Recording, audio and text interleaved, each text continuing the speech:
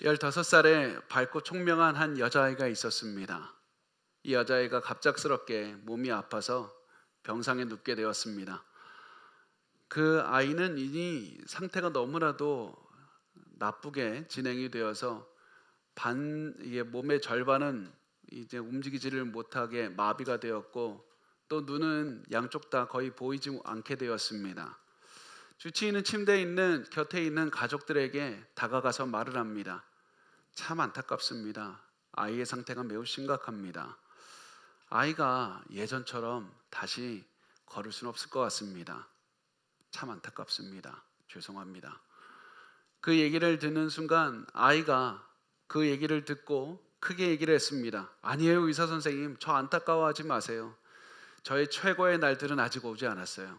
저의 최고의 날들은 나중에 언젠가 천국에서 하나님을 뵙는 겁니다. 최고의 날들은 오지 않았습니다. 안타까워하지 마세요.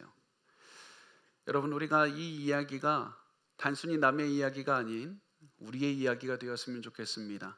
이 소녀를 담대하게 만들어준 원인이 무엇입니까? 이 소녀가 타고난 마음이 다릅니까? DNA가 다릅니까? 이 소녀가 우리와 다르게 했던 그 단 하나는 부활의 소망을 가슴에 품었다는 겁니다. 부활한다는 확신 하나가 이 소녀를 질병의 고난에서 무너뜨리지 않고 단단하게 만들어준 겁니다. 부활이 우리가 가진 진정한 희망이라는 사실입니다.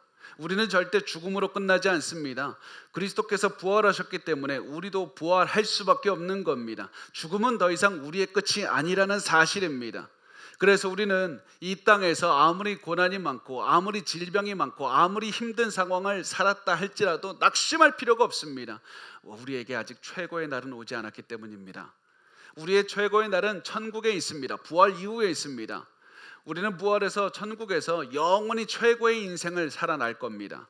그래서 우리 지금 부활에 대한 확신을 가지셔야만 됩니다. 단지 그리스도께서 부활하셨다 이것을 머리로 아는 데는 그치면 안 됩니다. 머리로 알고 가슴으로 알아야 됩니다. 그리스도께서 부활하셨기 때문에 나도 부활한다는 사실을 내 가슴으로 몸으로 체험해야만 됩니다. 부활이 너무 당연한 사실이 되어야 되고 부활이 상식이 되어야만 되고 매일 부활을 기다리고 체험하며 사셔야만 되는 겁니다. 이렇게 해야 우리가 용감해질 수 있고 이렇게 해야 우리가 넉넉한 인생을 살 수가 있는 겁니다. 죽음이 끝이 아니라 우리가 부활할 것이라는 확신으로 우리 마음을 채우면 두려움도 없고 좌절도 없게 됩니다. 내가 사는 삶이 지금이 전부가 아닌데 어떻게 지금 있는 고난 때문에 좌절할 수가 있겠습니까? 내가 아직 최고의 미래가 최고의 날이 아직 오지 않았다는 사실을 알고 있는데 부활 이후에 최고의 인생을 살게 된다는 사실을 알고 있는데 이 땅에서 잠시 잠깐 어려움을 겪는다고 낙심할 수가 있겠습니까? 부활이 우리 인생을 바꾸는 겁니다. 부활을 믿으셔야만 됩니다. 나도 그리스도를 따라서 부활할 것이라는 그 확신이 있어야만 되는 겁니다. 제가 이렇게 부활을 믿어야 된다는 사실을 강조하고 우리가 절실하게 부활을 믿어야 된다는 사실을 계속해서 말씀드리는 이유가 무엇이냐면 교회 내에도 너무나도 많은 분들이 부활에 대해서 모르기 때문입니다. 많은 그리스도인들이 부활에 대해 잘 모릅니다. 내가 부활하게 한다는 사실을 명확하게 인식하지도 못하고 그것을 단순히 머리의 사실로만 알고 있지 가슴속에 품고 그것을 확신으로 살아가지는 못합니다. 그게 어디서 드러납니까? 그 증거는 우리의 삶에서 드러납니다. 우리가 부활을 명확하게 바라보지 못하니까 저 이야기 속에 소녀와 같은 반응을 보이지 못하는 겁니다. 남의 이야기라고만 여기는 겁니다. 우리가 부활을 제대로 바라보았다면 죽음 앞에서 담대했을 겁니다. 죽을 것 같은 고난 속에서도 희망을 바라보고 포기하지 않았을 겁니다. 나를 괴롭히는 사람, 나를 괴롭히는 여러 환경의 문제 때문에 낙심하고 좌절하고 포기하지 않았을 겁니다. 그런데 우리의 모습은 어떻습니까? 작은 고난에도 낙심하고 포기하지 않습니까? 우리에게 지금 필요한 것은 부활에 대한 확신입니다. 부활은 우리가 살아가는 최고의 힘이기 때문에 그렇습니다. 우리가 고난을 이기는 최고의 힘은 바로 부활에 대한 확신이라는 사실입니다. 부활에 대한 확신을 가지면 용감해지는 겁니다. 부활에 대한 확신이 있기 때문에 사람이 삶을 살아가는 태도가 바뀌는 겁니다. 고난을 대하는 자세가 바뀌는 겁니다. 부활에 대한 확신을 가지셔야만 되고 부활을 하는 날, 그 날을 기다리셔야만 됩니다. 그렇다면 부활에 대한 확신을 갖기 위해서 우리 어떻게 해야 됩니까? 우리 여러분 주일에 와서 교회에 와서 부활절 교회에 와서 부활에 대한 찬양 부르고 부활에 대한 설교 듣고 부활에 대해서 기도 한번 했다고 우리가 부활에 대한 확신이 생기는 게 절대 아닙니다. 우리가 부활에 대한 확신을 갖기 위해서는 예수 그리스도가 여러분의 진정한 왕으로 믿어져야만 되는 겁니다. 예수 그리스도가 여러분의 일부가 아니라 전부가 되어야만 되는 겁니다. 예수 그리스도가 여러분의 삶과 생각과 전체를 채워야만 되는 겁니다. 아침에 일어나면서부터 예수 그리스도를 생각해야 되고 살아가면서 예수 그리스도를 기쁘시게 하는 그 생각을 해야 되고 잠자기 전에도 예수 그리스도를 바라보셔야만 됩니다. 예수가 여러분의 전부가 되어야만 됩니다. 부활에 대한 확신을 갖기 위해서는 여러분이 예수 그리스도를 가장 여러분이 소유한 최고의 보물로 여기셔야만 되는 겁니다. 그래서 여러분의 입에서 이런 기도까지 나와야만 됩니다. 예수님, 내가 가난해도 좋으니 예수 그리스도를 믿게 하옵소서. 내가 감옥에 갇혀도 좋으니 예수 그리스도만 믿게 도와주옵소서. 사람들이 나를 다 외면해도 좋으니 예수 그리스도만 내가 품고 그리스도만 사랑하게 도와주시옵소서. 이 마음이 있어야 부활에 대한 소망을 품을 수 있는 겁니다. 여러분, 부활에 대한 확신이 필요합니다. 예수만 바라보고 예수만 생각하셔야만 됩니다. 부활의 기쁨을 누려야 하는 사실이 부활절날에 목사님께서 그냥 부활절 하면 예수가 탄생했다 그 얘기하고 우리 그냥 다 같이 즐겁게 분위기를 끌고 가면 되는데 왜 무겁게 이런 얘기를 할까? 어떤 분들은 의문을 가질 겁니다.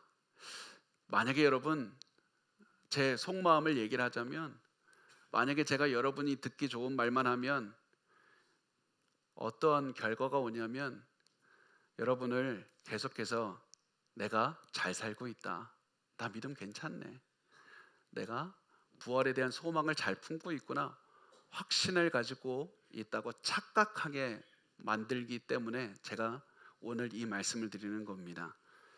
내가 오늘 교회에 가서 부활에 관한 설교를 들었고 내가 부활에 관한 찬양을 들었고 부활에 관한 찬양을 불렀고 부활에 대한 기도를 했고 성찬식에도 참여했기 때문에 나는 부활에 대한 소망을 듣고 있다고 그렇게 여기다가 작은 고난이 왔을 때 무너지고 쓰러지는 모습을 저는 더 이상 볼 수가 없는 겁니다.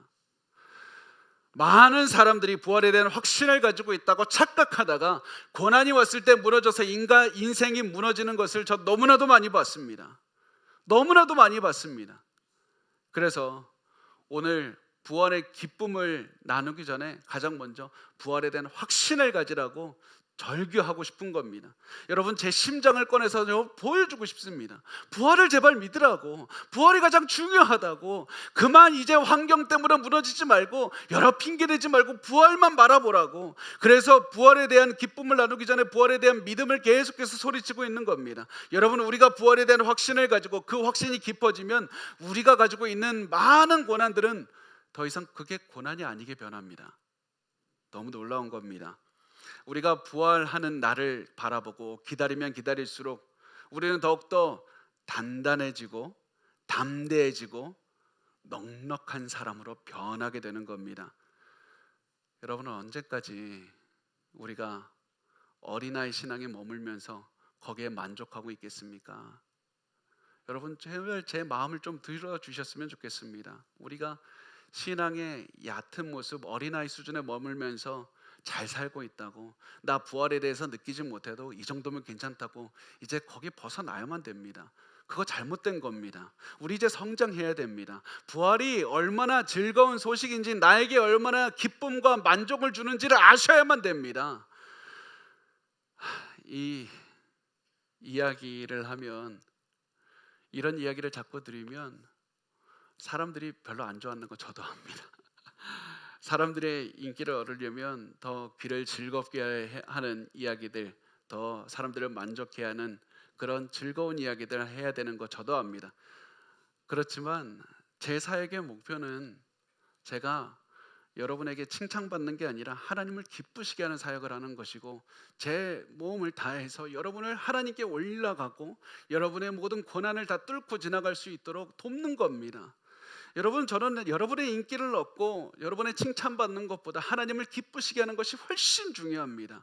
왜 그런지 압니까? 왜 그런지 압니까? 제가 왜 이렇게 와서 절규하는지 압니까? 제가 예수께서 부활하신 것을 알기 때문에 그렇습니다. 저도 나중에 지나가서 부활할 것을 알고 있기 때문에 그렇습니다. 이 세상이 전부가 아니라 죽음 이후에 부활의 영광이 있을 것을 너무나도 잘 알고 있기 때문에 그렇습니다. 그날이 되면 예수 그리스도 얼굴과 얼굴을 맞대어 영원히 살게 될 겁니다.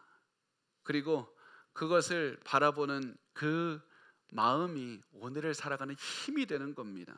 부활은 우리의 삶의 기반입니다. 부활은 우리가 오늘도 고난을 마주할 수 있는 힘이 되는 것이고 능력이 됩니다. 부활은 아무리 세상이 우리를 가슴 아프게 해도 가슴을 부여잡고 다시 일어나게 해주는 힘이 되는 겁니다.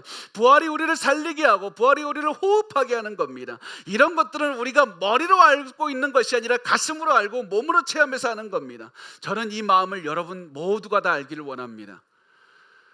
여러분, 부활해 주는 기쁨과 만족, 그것을 체험하십시오. 부활절을 절대 낭비해서는 안 됩니다. 부활절은 우리의 삶의 목표가 달라지고 가치관이 달라지고 우리가 더욱더 단단해지는 날이어야만 되는 겁니다. 여러분, 이 사실을 기억해야만 됩니다. 그래서 이 사실을, 이 부활절이 얼마나 중요했는지 바울도 오늘 편지를 쓰면서 이 부활절에 대해서, 부활에 대해서, 예수 그리스도의 부활에 대해서 집중해서 글을 쓰고 있고, 그것이 고린도전서 15장 말씀입니다. 그리고 바울은 오늘 특히 우리가 볼 말씀에서는 바울이 사실은, 제가 바울의 글이기 때문에 바울의 감정이 들어가 있지 않지만 제가 그 문맥을 향해서 읽어보면 바울의 마음을 느낄 수가 있습니다. 바울이 마치 소리치는 것 같았습니다. 즐거우면서 바울이 예수 그리스도의 부활이 얼마나 즐거운 소식인지 소리치면서 우리에게 말을 하고 있는 겁니다.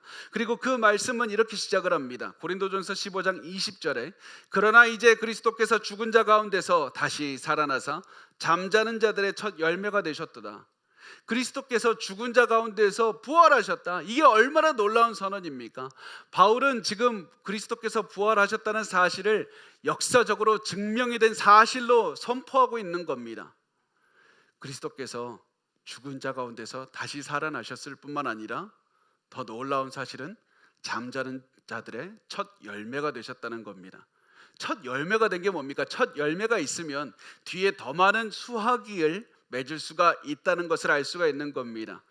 예수 그리스도의 부활이 첫 열매라는 사실은 뒤에 그리스도를 믿는 사람들의 부활도, 많은 사람들의 부활도 열매를 열릴 것이라는 사실을 알 수 있는 겁니다.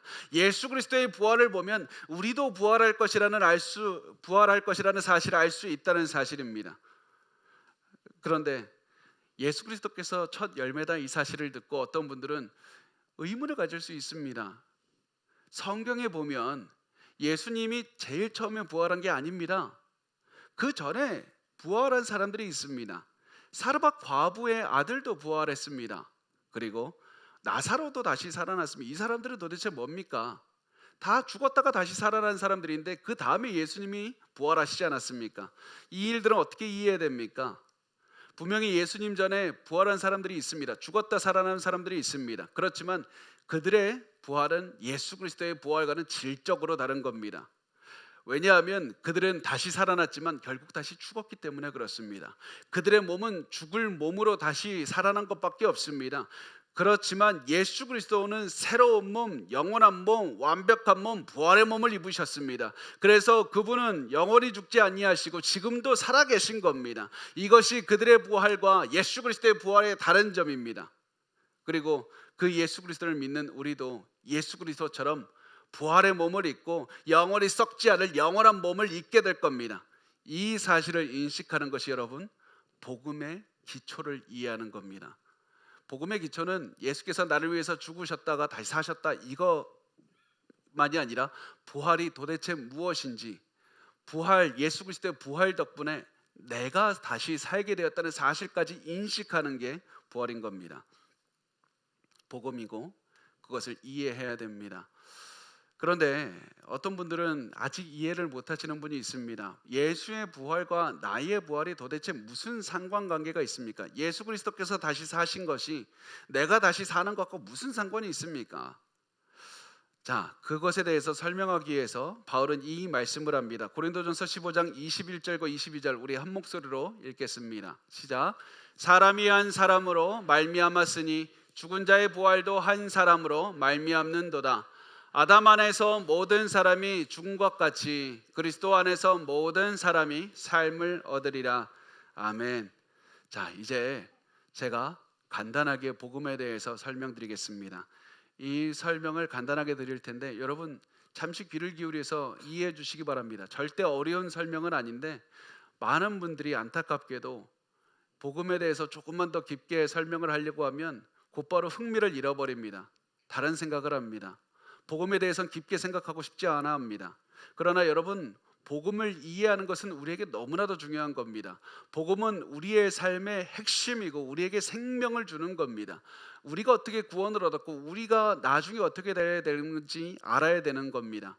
그래서 그것을 우리 꼭 이해하시는 시간을 가지셨으면 좋겠습니다. 자, 그래서 우리가 고린도전서 15장 21절에서 22절 말씀, 방금 읽은 말씀을 이해하기 위해서 무엇을 해야 되냐면 우리가 로마서 때 나눴던 그 얘기를 기억하셔야만 됩니다. 뭐냐면 대표성의 원리를 이해하셔야만 됩니다. 대표성의 원리를 이해하셔야만 됩니다. 자, 우선 보면 아담의 죄 때문에 우리가 죄인이 되었다는 사실을 먼저 아셔야만 됩니다. 아담의 죄가 왜 우리의 죄가 됩니까? 아담은 한 개인으로서 에덴 동산에 있었던 것이 아니라 우리의 대표로, 인류의 대표로 아담이 거기에 있었던 겁니다. 아담이 우리의 대표가 될 수 있었던 이유는 아담이 모든 사람의 조상이기 때문에 그렇습니다. 우리 모두 아담의 몸 안에 있었던 겁니다. 그래서 우리가 모두 아담의 몸 안에 있었을 때 아담이 죄를 지었고, 그래서 우리도 실질적으로 죄를 지은 것이 되는 겁니다. 아담의 몸에서 태어나는 모든 사람이, 그래서 그 이후로 태어나는 모든 사람이 아담처럼 죄를 지은 것이 되는 겁니다. 함께 죄를 지은 것이 되는 겁니다. 그래서 모든 사람은 모두 죄의 영향을 받았고 모든 사람은 죄 때문에 고통을 당하다가 결국 죽음을 맞이하게 되는 겁니다. 이것이 인류의 모습인데 이 상황을 역전시키기 위해서 예수께서 오셨습니다. 그런데 아담이 인간이어서 죄를 지었기 때문에 죄가 인간에게 들어왔듯이 이 예수께서는 완전한 인간이 되어서 이 땅에 오셨고 이 인간의 죄를 역전시키기 위해서 예수께서 인간이 되셨고 우리의 대표가 되어 주신 겁니다. 우리의 대표이신 예수님은 아담과는 다르게 죄를 짓지 않으시고 평생 죄를 모르시고 사시다가 십자가에서 죽으셨습니다. 우리의 대표인 아담이 죄를 지을 때 우리도 죄를 지은 것처럼 우리의 대표이신 예수 그리스도께서 십자가에서 죽으실 때 우리의 죄도 예수 그리스도의 십자가와 함께 못 박힌 겁니다. 우리의 죄도 예수 그리스도께서 십자가에서 못 박히실 때 우리의 죄도 함께 못 박혔습니다. 그래서 예수 그리스도를 믿는 모든 사람의 죄의 문제가 해결된 겁니다. 예수께서 우리의 대표가 되셨기 때문에. 그래서 예수 그리스도를 믿는 순간 우리가 죄의 문제가 해결이 되고 부활까지 예수 그리스도의 뒤를 따라서 예수 그리스도께서 걸어가신 그 길을 따라서 부활의 길을 가게 되었던 겁니다. 여러분, 이것이 중요합니다. 잘 들으십시오. 한번 우리가 몸으로 태어나면 아담에 속한 자로서 죄 가운데서 죽을 수밖에 없습니다. 우리가 예수를 믿는 순간 다시 태어나게 됩니다. 거듭나게 됩니다. born again 하게 됩니다. 우리가 다시 태어나면 그 순간 그리스도께 속한 사람이 됩니다. 우리가 어떻게 born again 됩니까? 다시 태어납니까? 성령의 능력으로 우리가 다시 태어나게 되는 겁니다. 거듭나면 그리스도께 속한 사람이 되어서 예수 안에 있게 되고 예수 안에 있는 그 어떤 사람도 구원을 얻을 수 있고 부활할 수 있는 그런 미래가 열리는 겁니다. 그래서 바울이 이렇게 설명합니다. 사망이 한 사람 아담으로 말미암았으니 죽은 자의 부활도 한 사람 예수로 말미암느니라. 예수께서 완벽한 인간으로 오셨다는 사실을 증언하고 있습니다. 예수 그리스도를 믿어서 그리스도 안에 있는 모든 사람은 부활의 몸을 받고 영원한 생명을 얻게 될 것이다. 이것이 복음인 겁니다. 아담의 죄로 인해 세상에 들어온 죽음이 그리스도의 부활로 역전되어서 죽음을 넘어서신, 죽음을 이겨내신 예수를 따라서 우리도 죽음을 이길 수가 있게 된 겁니다. 자, 그러면 부활은 언제 일어납니까? 자, 이제 달력을 꺼내서 우리가 2026년을 보자고 하면 제가 이단이 되는 거죠. 네, 그죠? 자, 부활이 언제 일어날까요? 그 날짜 때는 알 수 없습니다. 근데 그 언제 일어나느냐에 대해서 바울이 이렇게 말씀을 합니다. 23절과 24절. 그러나 각각 자기 차례대로 되리니 먼저는 첫 열매인 그리스도요, 다음에는 그가 강림하실 때 그리스도에게 속한 자요, 그 후에는 마지막이니 그가 모든 통치와 모든 권세와 능력을 멸하시고 나라를 아버지 하나님께 바칠 때라. 이때 바울은 부활이 몇 월 며칠에 일어나는지를 기록하지 않고 다만 자기도 모르니까 알고 있는 것, 순서, 부활의 시기상의 순서에 대해서만 얘기를 합니다. 부활이 어떻게 일어나느냐? 첫 번째 순서는 첫 열매이신 예수 그리스도께서 부활하시는 것이고, 그 다음 두 번째는 예수님이 재림하실 때 예수 그리스도께 속한 사람들의 부활인 겁니다. 다시 말해서 우리는 예수 그리스도의 부활과 예수 그리스도의 재림 사이에 그 시간 내에 살고 있는 겁니다. 이렇게 해서 예수께서 언제 오실지 모르지만 오시면 그 다음에는 부활에 믿는 자들의 부활이 있고 그 다음에 종말이 온다는 겁니다. 이게 부활의 순서입니다. 이제 우리가 앞에서 나눈 것처럼 예수께서 이미 부활하셨으니까 이제 남은 것은 이 그리스도인들의 부활인데요. 그런데 그 부활에 대해서 그냥 넘어갈 수 없는 한 가지 단어를 우리가 주목해야 되는데, 우리가 흔히 쓰지 않는 한글 단어로 번역한 이 말이 있습니다. 여기서 보면 우리가 아까 읽었던 말씀에 보면 그가 강림하실 때, 강림한다는 말을 씁니다. 강림한다는 게 무슨 얘기인지 아십니까? 강림한다는 말은 우리가 잘 쓰지 않는 말입니다. 그가 강림하실 때 그리스도께 속한 자들이 부활한다고 했는데, 강림한다는 게 무슨 얘기일까? 강림한다는 말은 그리스어로 파루시아라는 단어인데, 이 단어는 로마에서 굉장히 중요한 단어였습니다. 이 파루시아는 신이나 황제나 고위 관리나 이런 사람들이 공식적으로 방문하는 것을 파루시아라고 했습니다. 그래서 바울은 일부러 예수님께서 파루시아신다, 강림하신다고 말을 해서 예수님이 그냥 오시는 것이 아니라 왕으로 오신다는 사실을 강조하고 있는 겁니다. 온 세상을 통치하시는 예수 그리스도께서 왕이 임하신다, 왕이 다시 오시는 겁니다. 왜 왕이 다시 옵니까? 그 날이 되면, 왕이 다시 오시는 날이 되면 하나님을 거부하고 예수 그리스도의 통치를 거부하는 모든 권세를 멸망시키러 오시는 겁니다. 사탄의 권세나 인간의 권세나 예수 그리스도는 하나님을 거부하는 모든 권세를 멸망시키시고 하나님 앞에 굴복시키실 겁니다. 하나님의 통치에 복종시키셔서 구원받은 성도로 이루어진 하나님의 왕국, 하나님의 나라를 세우시는 것입니다.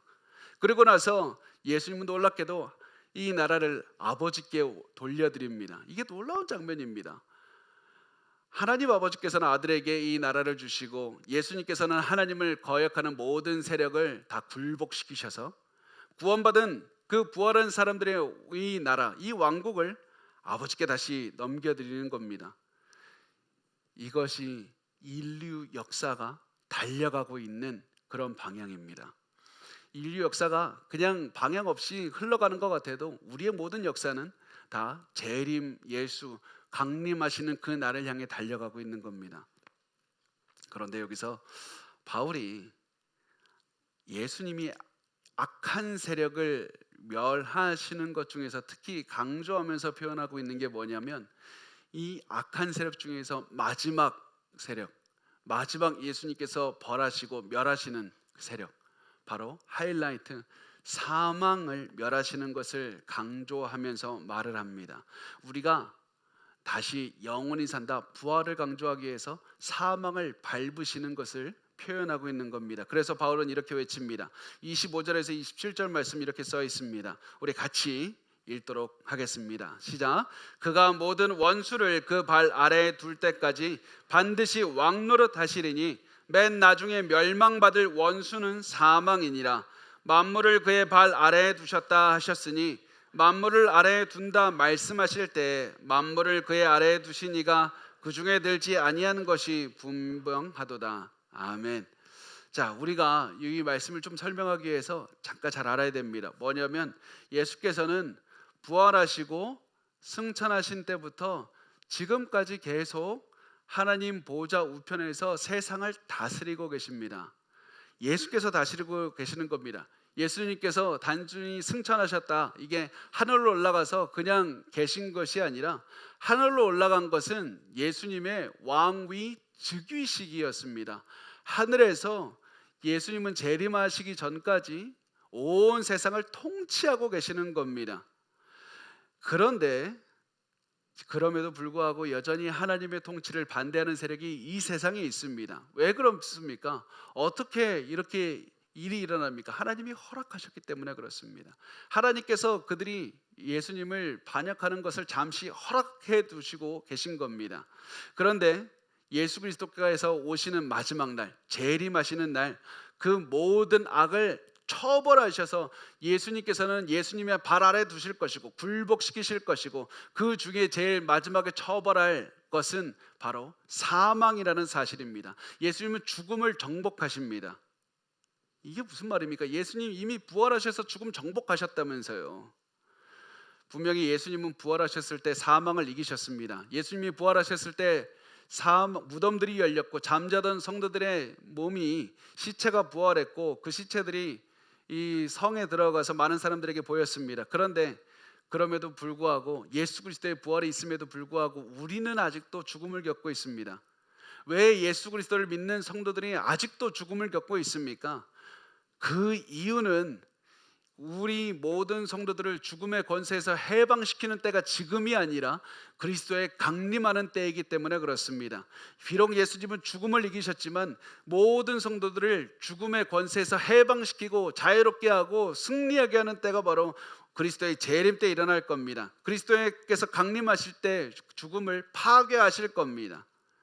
그런데 여기서 우리가 한 가지 알아야 될 것, 우리가 한 가지 꼭 이때 꼭 짚고 넘어가야 되고 싶은 것이 있는데, 그게 뭐냐면 예수 그리스도를 믿는 사람은 당연히 부활하는데 믿지 않는 사람도 부활한다는 사실입니다.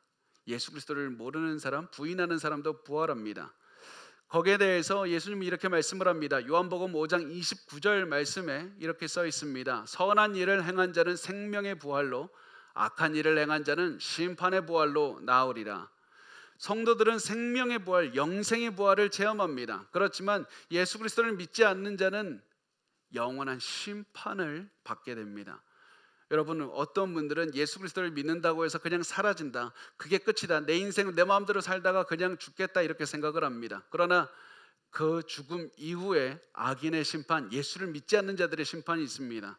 악인이라는 것은 아무리 내가 착하게 살았어도, 아무리 다른 사람들을 돕고 살았어도 예수 그리스도를 믿지 않으면 성경에서 관점에서 악인인 겁니다. 그래서 영원한 지옥의 고통이 기다리고 있다는 사실을 반드시 기억하시고 예수 그리스도를 믿는 믿음으로 나와야만 되는 겁니다. 그렇게 해서 이 모든 일이 이루어지면 예수님은 모든 것을 아버지께 드리고 그리고 아버지께 복종할 겁니다. 그것이 고린도전서 15장 28절에 나오는데, 만물을 그에게 복종하게 하실 때에는 아들 자신도 그때 만물을 자기에게 복종하신 이에게 복종하게 되리니 이는 하나님이 만유의 주로서 만유 안에 계시려 하심이라.